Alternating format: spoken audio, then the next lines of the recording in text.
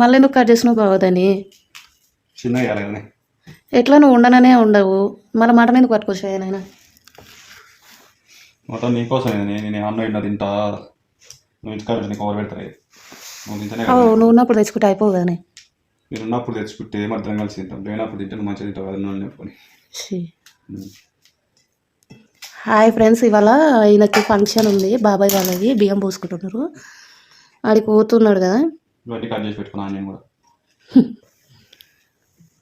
ఎట్లా పోతుండు కదా అని పప్పు వండుదామని నాకు ఒక్కదానికి అనుకుంటే వద్దు మటన్ తీసుకొస్తా అని మటన్ కీమా తెమ్మని చెప్పిన. కీమా లేదో మరి ఏం జరిగిందో తెలియదు కానీ మటన్ అయితే తీసుకొని వచ్చిండు. కీమా లేకుండా మటన్ కన్నా కొంచెం కీమా ఇష్టంగా తింటా, సో వండడం కూడా ఆయనే చూసుకుంటా అన్నాడు. చూద్దామే, ఫంక్షన్కి వెళ్ళామంటే నాకు కూర వండినాక పోతా అన్నాడు.